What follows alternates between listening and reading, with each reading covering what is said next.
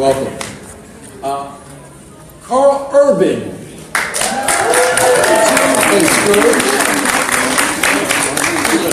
Rachel House plays Topaz.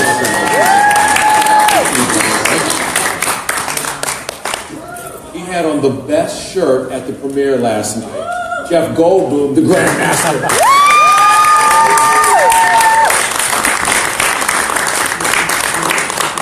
Known as Valkyrie, Tessa Thompson.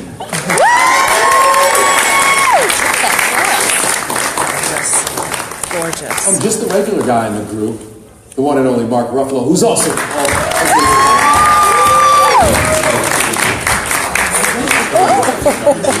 the most fierce woman in the universe, Kate Blanchett.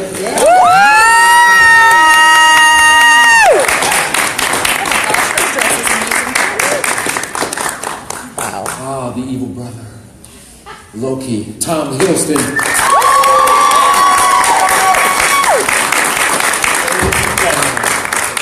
I love this because I skipped over, I don't know how this happens, but the main man himself, Chris Hemsworth, Thor.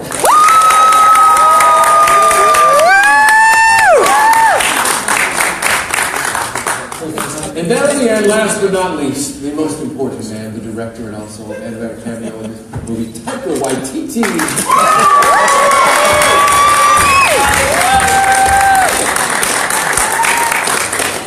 Everybody, let's all sit down together.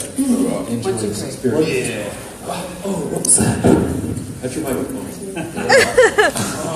I want to start with Chris. And Chris, what makes this story different from the others? Taika Waititi, basically. I think we all had a vision and an idea and a want to do something vastly different than what we've done before and take it to a different place, and that meant kind of doing away with what we knew and just reinventing it, and that all came from his crazy, wonderful brain and his inspiration and him pushing us every day on set and constantly encouraging us to improvise and explore and take risks, and it was one of the most enjoyable experiences I've ever had on a set, and a film that I feel the most proud of, just because of this whole team and the collaboration and fun we had. We love you, Chris. Oh, we love you. I love you more now, you see. Taika, you kind of brought an independent sensibility to this monstrous film and gave it fun and a little heart too. What was the process like for you? Well, when they first asked me to come and talk to them about making this film, obviously I thought that Marvel had lost their minds or were just hiring anyone. But then they were. It's true. So I came in and I guess I thought that I knew my strengths were just like tone, character, and relationships and things, and I had to ignore the scale of this monster, this beast. It's a huge film, and what can be distracting on set is if you look over your shoulder and you see 300 people standing there, and so I just have to keep reminding myself what's most important is what's inside the rectangle, and usually it's 2 or 3 people trying to remember their lines, and so it doesn't matter the scale of the film, that's always the same, so I just focused down on what I was used to, which was what's in front of the camera. I'll ask Kevin, people are invested in these franchises, they love these characters, so what made Taika and everybody else for the right fit? Well, I mean, Chris sort of said it. We wanted a new sensibility. We wanted to take Thor, and if you look at everything Chris has done as this character, there have been moments of humor throughout, and we wanted to build on that. And if you look at the movie, it's got the epic action. It's got Thor arguably more powerful than he's ever been in any of the films, with his powers going up against the Hulk, but at the same time embracing what Mr. Hemsworth does better than anyone up until now has ever been able to see, which is his acting chops expands to comedy in an amazing way, and Taika giving them the confidence to explore that and to try things, and most of that is in the movie because it was on story and yet at the same time expanded each of their characters. It really was a fun movie. It's a fun movie. You sit there and you're like, hey, you guys have done it. You've worked with Taika before, Rachel, right? Yeah. So what's the difference between big movie and little movie? He's a lot better dressed. because usually we're running around in the mud and the snow and the rain. So it was wonderful to come in each day and see Taika in a suit and tell you any of the shows. I didn't have to make lunch for the crew. No, it's been wonderful to see Taika so calmly and easily step into the helm of such a big, awesome film. We're going to take some questions because I know you guys have lots of questions out there. If you raise your hand, we're going to point to you. I'm going to start right here with this gentleman right here. My question is for Taika. This film very early establishes that every shot in the movie could have been a heavy metal album cover. Right. Absolutely. Yeah. I would love to know what your thought process was and how Kevin reacted when you're like, I want this to look like a heavy metal album cover. Well, and to these guys' credit, they were very supportive right from the beginning. They supported me in this.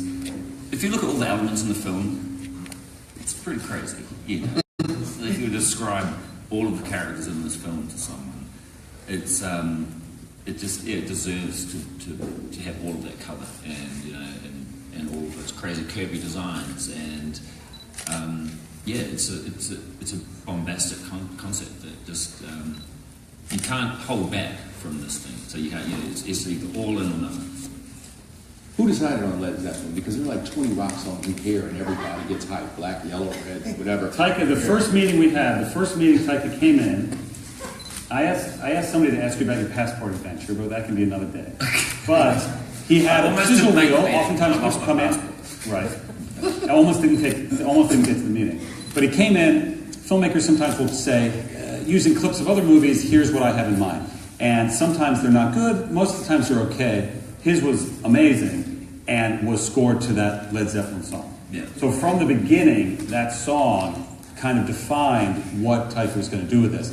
That it's in the trailer, that it's in the film, all from that first meeting and from one of his first instincts of this movie is very impressive. Mm-hmm. It fits beautiful. Over here on the end. Hello. My question is for Taika and possibly Kevin. Where is Lady Sif? Is she alive? Did she just not make the cut? What's going on? If she had been on Asgard, she might not be alive. So that's one of the advantages. Lady Sif is an actor in New York on a TV show. That's true. That's right. I've been using a Force Awakens quote today when people ask me that, and to say that's a good question for another time. Very good. This gentleman right here. Mark, this is a question for you. First of all, my wife is extremely jealous I'm just in the same room as you. Are you interested at all in doing a full Hulk movie? This is the first time we've seen the Hulk this much. And if so, what aspect of the character would you be most interested in exploring?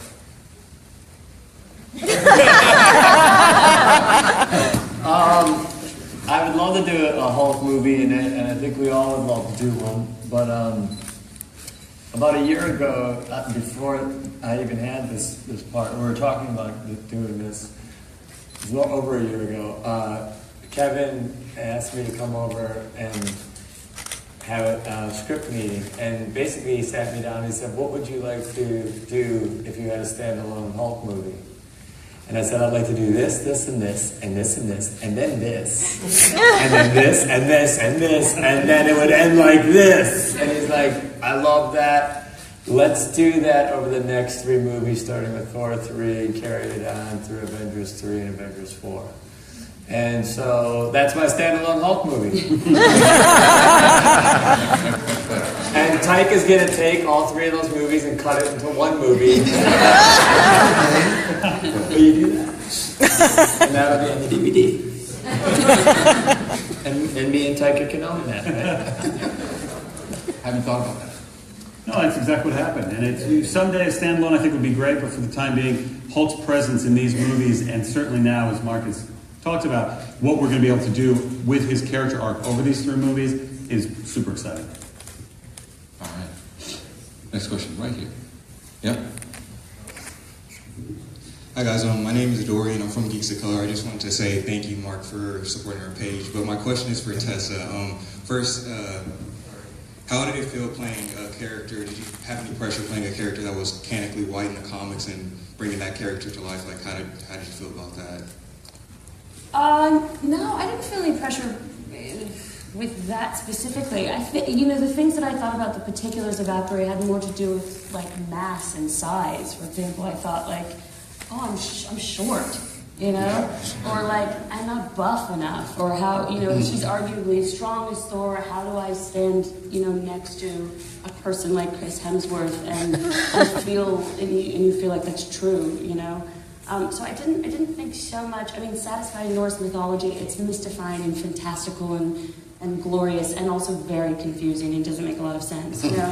And I remember someone online saying like, you know, Tessa Thompson playing Valkyrie is white genocide, and oh my God, which is just as mystifying as Norse mythology. I just figured, like, you know, the thing that I'm tasked to do with any character that has its own iconography is to capture the spirit of the character, and I think the spirit of all of us, at the risk of sounding, you know, cheesy, has very little to do with what color we are. So I just didn't really invest in that.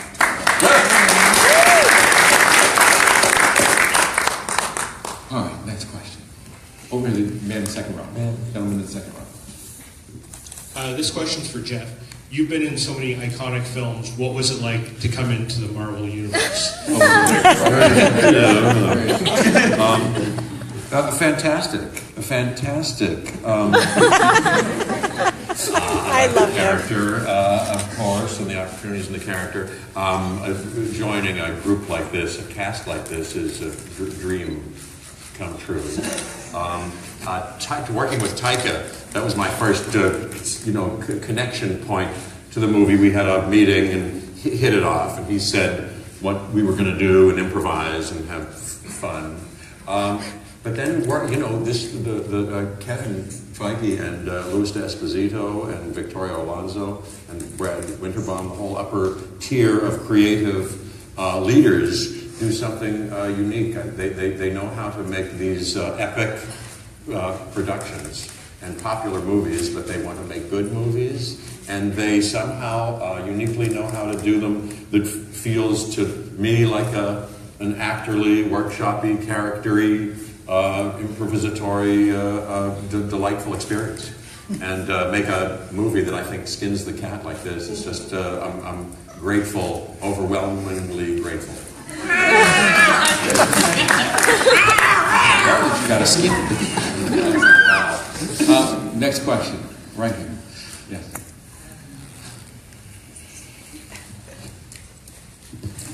From the poster, there's the three of you, Mark and Chris and Kate, in the sort of healthy competition sort of tantric embrace. Yes. So was there a healthy competition? How much healthy competition was there on set?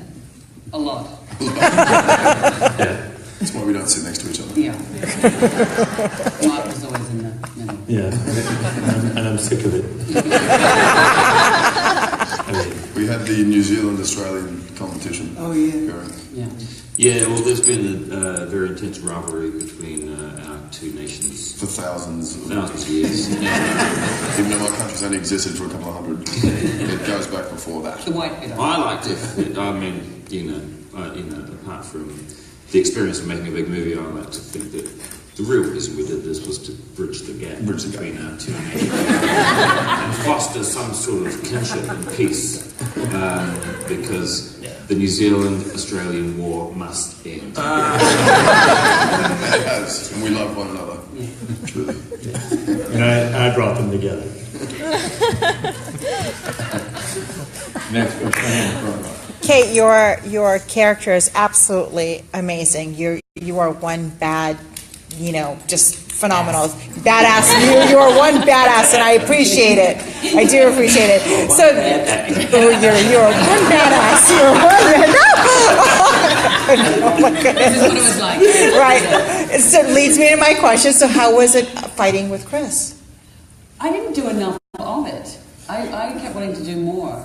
But no, it was hugely enjoyable for me. And apart from working with these guys, obviously, the chance to finally, in my deep middle age, to get fit and to wear that much lycra was really exciting for me. But I worked with Chris's trainer Zoki for 20 minutes a day, which doesn't sound like much, but my God, it was intense. And Zoe Bell, who is, I mean, an extraordinary actress in her own right, and a director in her own right. But she was blessed every day with the fact that she was my stunt double. Because when I started, I had to manifest these weapons out of my. I'm not spoiling anything by saying that. I'm like, have I just lost my chance to be in the sequel? I manifest weapons. I had to throw them, and I could see Taika's disappointment as I go, ha! And I had to stop making the noises because I go, ha! And so I had to close my mouth. And so eventually Zoe suggested that I put some sugar, this is deeply humiliating, sugar packets in my hand so at least I could throw something and be real. And then, yeah, so Zoe helped me with little things like that. She was a great action director. So I moved from the humiliating to the exhilarating in a matter of 5 days. So glad that you're not the only person who looked at like that. I know. It was the suit that you were wearing that was really bad. You look disappointed in me a lot. Well, you know, lucky to have the Oscar category for Throne. Now you're really good at it. I am. Let's get a question from the back, all the way in the back there. The gentleman right there. Yep. There you are. Yep. My question is for Kate as well, although any of the actors can comment on it should they choose. I know you've had a background in theater, and there's always been a lot of Shakespeare running through the Thor movies with scheming families and things along those lines. And so my question is, have you ever played Goneril? And if you haven't, do you think Hela would qualify as that style of character? Would she be real like that? Well, yes, that's quite a good comparison. I didn't think about Shakespeare very much on this one. No, but it was great to, I think, just on a prosaic level, that the language had shifted, you know, enormously in this. It was just texturally, it was a huge departure, and as Jeff was referring to, how much improvisation there was, and I'm really upset that the line "Dumbos" didn't end up. It was one of them. Taika would just keep throwing lines, and there was one day when we were set, and I said, "I'm the goddess of death, and what are you the god of again?" And Krista said, "I'm the god of," and Taika said, "Dumbos." that could make the cut in the movie. It'll be on the DVD. Yeah, yeah. So the language was quite different, but personally, I mean, I went back to two things primarily. I went back to the extraordinary images that are there in the original comics, and then I went to the fan base, because there's all these Hela fangirls who are doing these extraordinary makeups online, and so when we were thinking about what she'd look like visually, I went to that. So I started with the visual rather than the textual, I think. Ooh, yes.